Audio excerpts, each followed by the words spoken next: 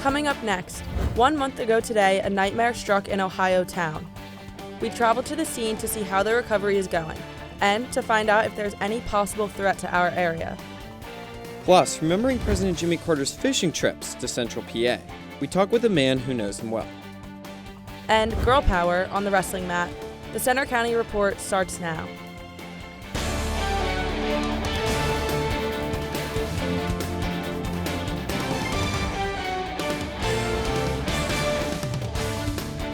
Good afternoon, I'm Noah Georgoulis. And I'm Morgan Bull. Thanks for joining us for the Center County Report.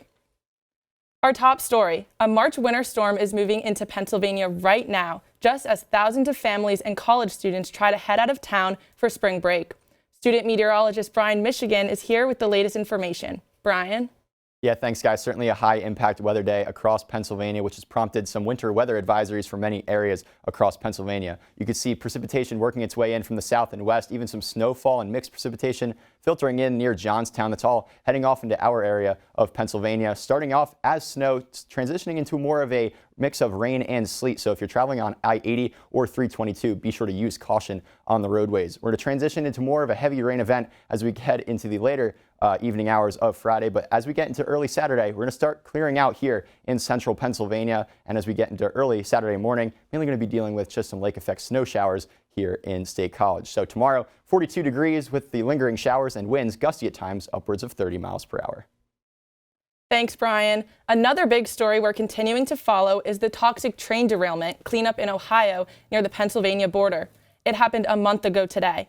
A Center County Report news team traveled there this week to talk with people about their fears. Paloma Frount reports. The cleanup goes on in East Palestine, Ohio, just a few miles from the Pennsylvania border. But as the focus shifts to responsibility and rail safety reforms, people in the area are still living a nightmare, and I saw it firsthand.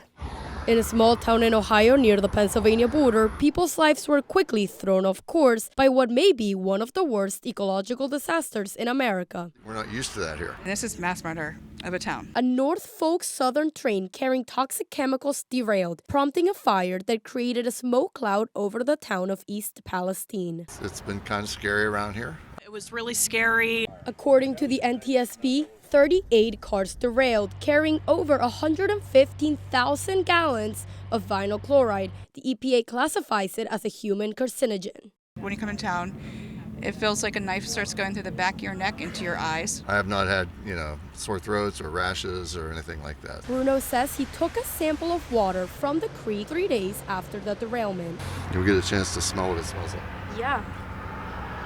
Oh, wow. It was a strong chemical odor. It has been nearly a month since the train derailment, and although the tracks are back in use, as you can see behind me, crews are still working hard to clean up the wreckage. The Secretary of Transportation, former President Donald Trump, and environmental activist Aaron Brockovich have come. Others have not. There was not a request for me to go out. The government's going to have to step in. Every time I feel dizzy, every time I get lethargic, I'm mad. We're hoping that we're being told the truth. With Ohio residents feeling this way, what does this mean for Center County? We asked Dr. Nisi, Associate Head for Meteorology at Penn State. East Palestine is about 140 miles from State College.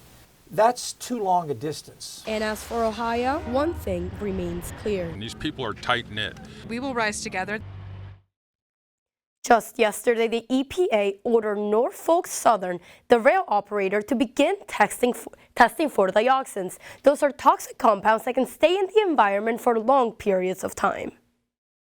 One recent concern after that spill is about water bottled not far from the crash site. Acadia Spring water is sourced about 20 minutes from where the chemical spill happened.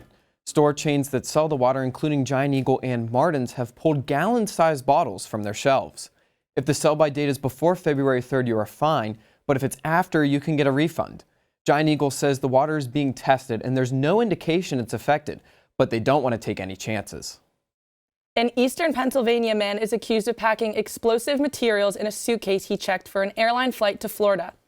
Federal authorities say Mark Muffley admitted to packing the material, then taking off from the Lehigh Valley Airport when he feared being arrested. He had checked in for an Allegiant Air flight from Allentown to Orlando. Victims of child sex abuse would now be able to sue over outdated claims under legislation passed by the Pennsylvania House. Lawmakers in Harrisburg say the bills would temporarily waive the statute of limitations for sex abuse crimes, but it's unclear if the state Senate will take up the bills. A spokesman for Pennsylvania U.S. Senator John Fetterman says he's on a path to recovery. Fetterman checked himself into a hospital for depression. He's getting treatment at Walter Reed National Military Medical Center and is expected to still be away from the Senate for several more weeks. Former President Jimmy Carter remains in hospice care today, and his niece told Fox News she believes he still has some time left. Carter is 98 years old. The Georgia native had a special connection to central Pennsylvania. Aidan Torok shows you why. As president, Carter was a conservationist that created the United States Department of Energy. The legacy Jimmy Carter leaves behind is a man that loved nature and did whatever he could to protect it. Once Carter left office, he would visit this very farm. He would come up to this very creek twice a year. He would come up for the annual green drake hatch, which is used as bait for trout, and for the birthday of his friend, Wayne Harpster. In one of his memoirs, Carter described Wayne as, quote, one of the best trout fishermen I know, end quote. Harpster, a man that has lived on his family farm his entire life, never expected this unlikely friendship. Hey, Harpster, he said, the President of the United States wants to talk to you. Well, I thought he was just joking. Carter started coming to Evergreen Farms as an escape during his presidency. However, Carter and Harpster enjoy each other's company, and Carter later decided to make this trip up to Spruce Creek an annual tradition. Carter reciprocated Harpster's hospitality by inviting the Harpsters to the White House and even took Wayne on a trip to China. The friendship has lasted 44 years. I thought he was a man of very high integrity. And like I said earlier when I was talking to you, when he said something or invited me to do something, that's the way it was. It never was a wishy-washy thing. And we went on trips all over the world together. Their friendship is immortalized after the Carters helped with the construction of the Harpster Bridge on Evergreen Farms. After decades of fly fishing and sharing cigars together, the two still keep in touch to this day. For Center County Report, I'm Aidan Torok. Carter has lived longer than any other U.S. president. Still to come on the Center County Report, we check the 7-day forecast, and is spring weather on the way soon? Plus, the fight over Pennsylvania school funding. Also coming up, meet a State College woman who's making a national name for herself in the distilling business.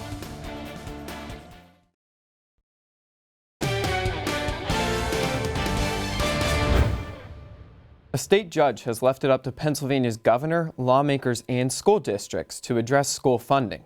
The judge ruled last month the system underfunds poor districts so much that it violates the state constitution. State College School District Board President Jackie Huff organized a rally last week to celebrate the ruling. On the steps of the Center County Courthouse, there were speeches from local lawmakers and advocates who will now work toward a solution. And simply because the judge was not able to prescribe a solution, right? This is not the time to sit down. Right? In the advocacy world, this is time for us to stand up and push those lawmakers to make sure that they are held accountable to read this ruling and to implement solutions that will adhere to the ruling. Pennsylvania's budget cycle starts on July 1st, and Huff said the funding for public education needs to increase dramatically. An appeal to the judge's ruling is still possible. After shutting down in December for the winter, construction season is back in State College. The Atherton Street project resumed this week on South Atherton between West College and Beaver Avenues.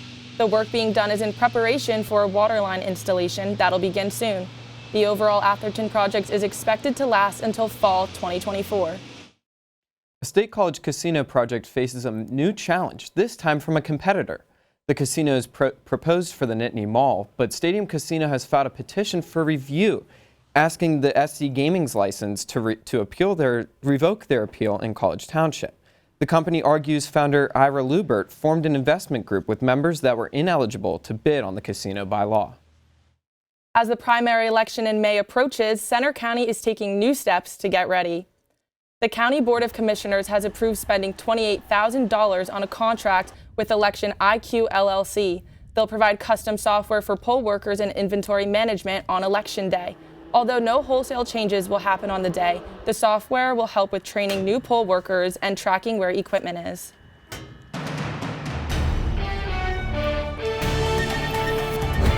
Student meteorologist Brian Michigan here with a look at that Center County Report forecast. You can see the cloudy skies blanketing over Beaver Stadium right now. That's all thanks to the storm system that's going to be moving its way in over the next 24 hours. Currently temperature 39 degrees, a little bit of a breeze coming in at 9 miles per hour from the east, making things feel a little bit chillier at 33 for your feels like. Temperatures across Pennsylvania, upper 30s to lower 40s, especially as you head towards the south and east. And as we take a look at our satellite and radar, you can see this big expanse of precipitation moving its way north and eastward. You can even see some snow showers mixing in to the higher elevations off near Johnstown. That's all going to be moving its way into our region quite shortly in the next couple of hours, but you can see this low pressure swirl near the St. Louis area, and this big mass of precipitation again going to be moving its way into our area. Now for temperatures as we get into the overnight hours, dipping down to near the freezing point for around the 9:30 time frame, but as we head throughout the overnight hours, that's where temperatures are actually going to be rising through those early morning times, near 40 degrees as you wake up at 7 a.m. on your Saturday. Now as we get into Saturday later morning and into the afternoon, temperatures remain hovering around that 40-degree mark.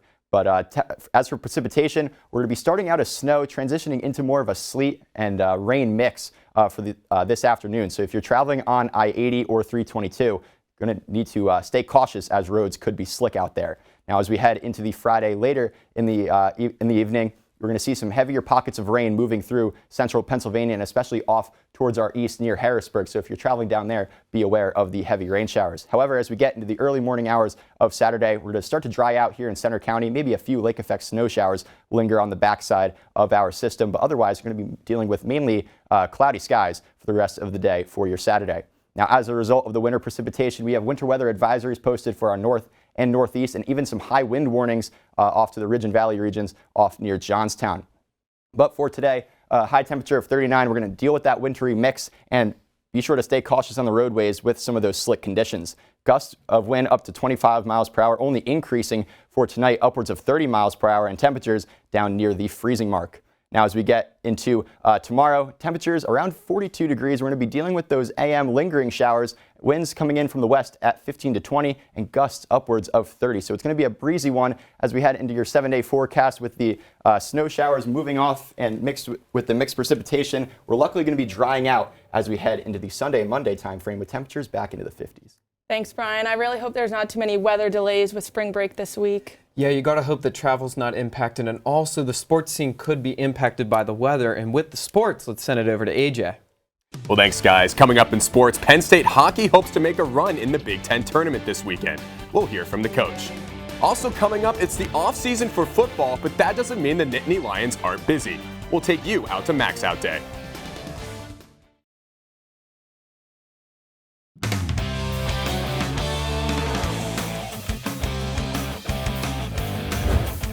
I'm AJ Sisson with sports. It's conference championship time for some Penn State teams. Men's hockey's in Columbus tonight to face Ohio State in the first round of the Big Ten tournament.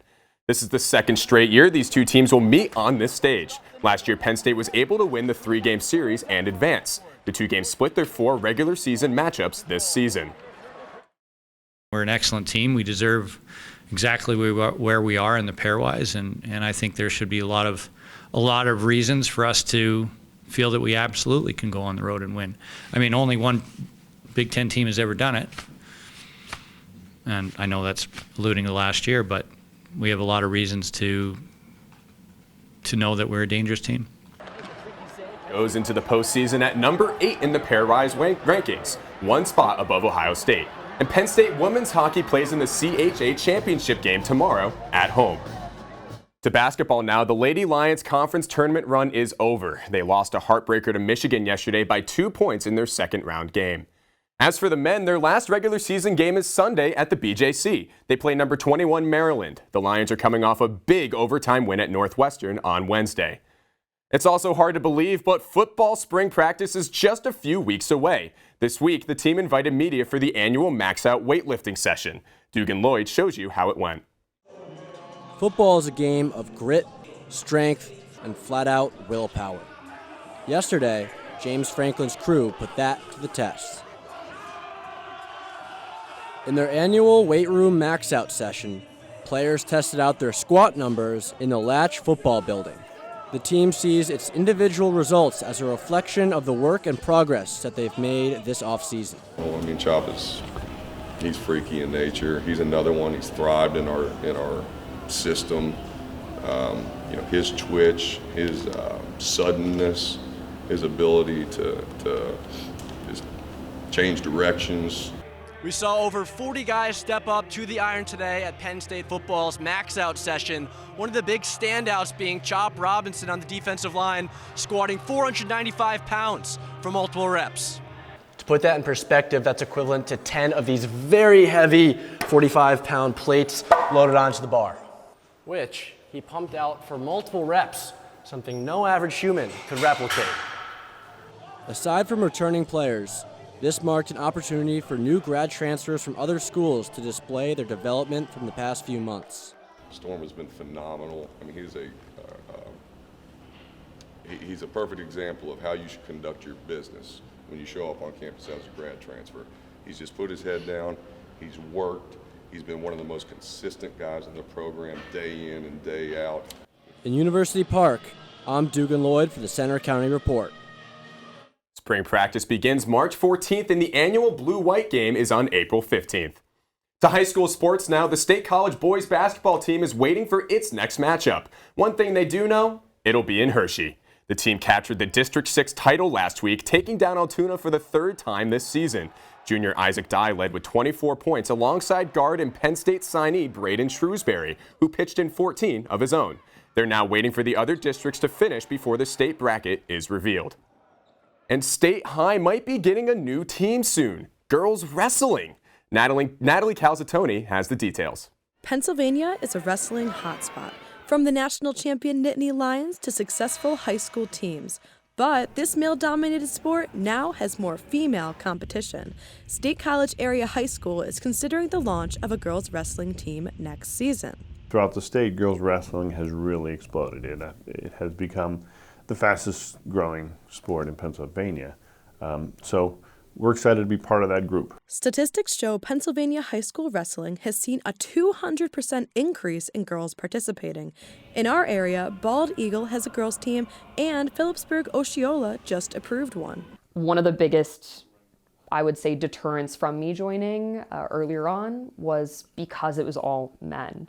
And just the idea of like, okay, well, we don't expect women to wrestle. We don't expect women to be in contact sports generally. To kind of put yourself in a position where you are in a contact sport with predominantly men, it's a little nerve-wracking. I spoke to another athletic director who started their program this past year. And he said that they had maybe just a handful of girls on the team, but as soon as they announced they're having an independent team, he said that they came out of the woodwork. While there are a handful of girls that are interested in joining the wrestling team, there's only one girl competing on the boys' team here at State High. Her father, Matt Lackey, hopes that more girls will turn out to join.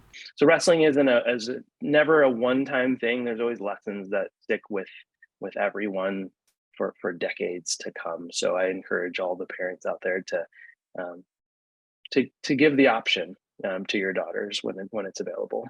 In State College, I'm Natalie Calzatoni for the Center County Report. The proposal still needs budget approval from the State College School Board.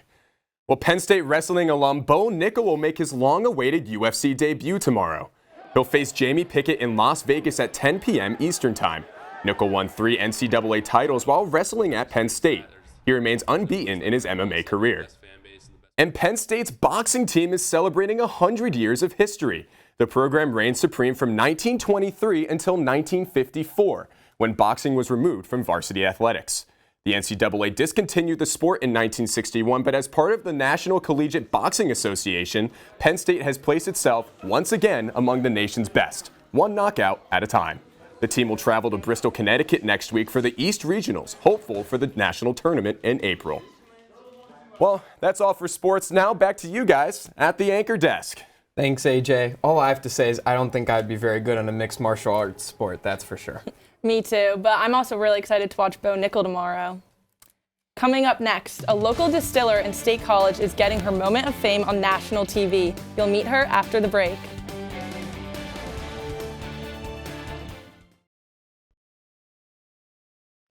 Have you ever heard of Moonshine University in Kentucky? Well, one of its graduates has been honing her craft in State College. Reporter AJ Sisson shines light on her opportunity to showcase her skills to a national audience. This is something that I never thought that I would be doing, is going on a show and competing against others. Erica Unruh is Barrel 21's head distiller and is going to be competing on Discovery Channel's show, Moonshiner's Master Distiller. I love my job and what I do. I enjoy what I get to do every day, and I'm so appreciative of the opportunity to go on TV and do that. Well, to make Barrel 21 specific whitetail bourbon, seeds like corn, rye, and malted grains will come into this masher for about 4 hours before being moved into the fermenter, where it sits here for about a week before being transferred into the still, where it'll drip out for up to 2.5 days. However, it looks a little clear now, but it'll be proofed down to 110 before it'll be put into a barrel for a minimum of 2 years. Will end up in a bottle like this. But this is only a small example of the work that Erica will display on the show. The show features 1 professional distiller and 2 moonshiners who compete for the final title of Master Distiller. As part of the challenge, contestants bring their own ingredients and build their own still. That's the hardest part for us professionals, because we don't build moonshine stills. Unruh's been at Barrel 21 for 2 years and is involved in everything from fermenting seeds to bottling and packaging spirits. She's also Center County's first female head distiller. And I think especially as a female, we often have to prove ourselves more and work harder than male counterparts. So I think it's just proving that, we can do this too, and it was just a great experience. Reporting in State College, I'm AJ Sisson for the Center County Report. The air date of her show is not yet known, but Unruh says it'll be in April or early May. That's all for today's newscast. But you can follow us anytime for breaking news and watch our stories on our Center County Report social media. You'll find us on Twitter, Facebook, Instagram, YouTube, and our website. Have a great weekend.